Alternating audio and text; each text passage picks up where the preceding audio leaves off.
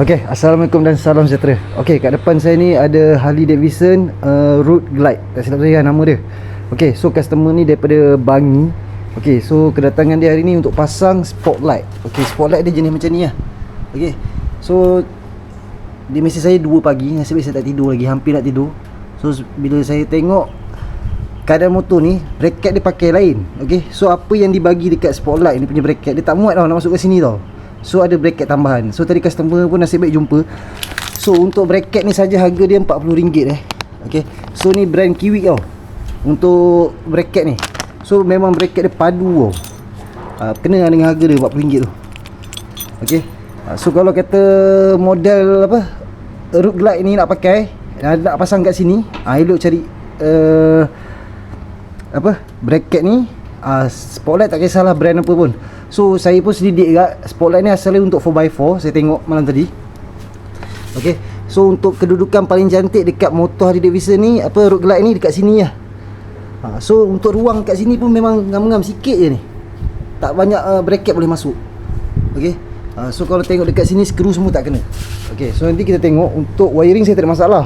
Tapi untuk bracket, lepas tu nak buka cover set tu yang saya leceh sikit. Kalau motor-motor yang macam naked ni, motor-motor naked ni sebab apa? Dia padat, wire dia sorok.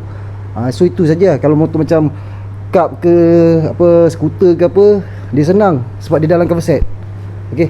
So nanti kita tengok selepas siap pemasangan spotlight model ni dekat Road Glide ni. Okay. Okay, so alhamdulillah kita dah pun siap pasang spotlight dekat apa nama dia? Road Glide. Road Glide. Spotlight dekat Road Glide ni. Okey, so macam yang anda lihat gambaran spotlight untuk kita pasang dekat Road Glide ni. Okey, so kalau saya sembang dengan customer malam tadi, bila saya tengok dekat Google, ada setengah yang tak ada model ni tau. Dia tak ada benda ni. Okey, so untuk customer ni dia kata dia punya special edition ada benda ni. So memang apa orang kata payah sikit lah. Jadi customer cari sendiri bracket. Okey, dapat. And then spotlight ni pun customer yang bawa sendiri. Saya tinggal install je.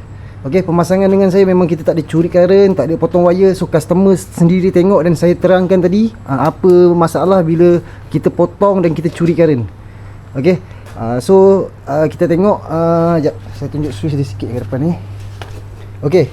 Untuk switch dia, okey, ni spotlight kereta sebenarnya. Okey. Dia bukan spotlight motor. Okey. So switch dia dekat sini. Okey, bila kita on saja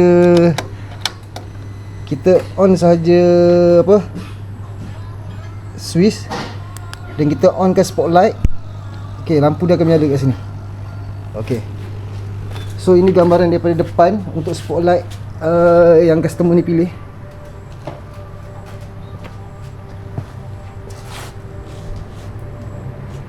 Lain model, lain mode dia.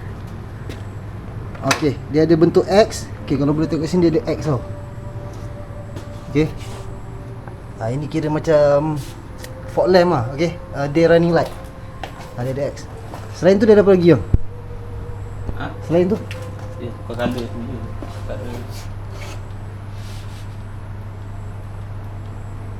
Okey, kuning, putih, ni putih. Okey. Ni kuning. Okey, dia lepas tu dia ada satu lagi. Okey, ini kuning oren ni just cover saja. Okey, kita boleh buka. Okey, so bila kita dah buka ni, cuba abang buka putih. Okey. Dia akan jadi lampu warna putih, okey. X, okey. Okey. So macam yang anda lihat, dekat sebelah dia lampu dia ada oren juga. Okey. Sana lampu putih dan sana kuning oren macam tu. Okey.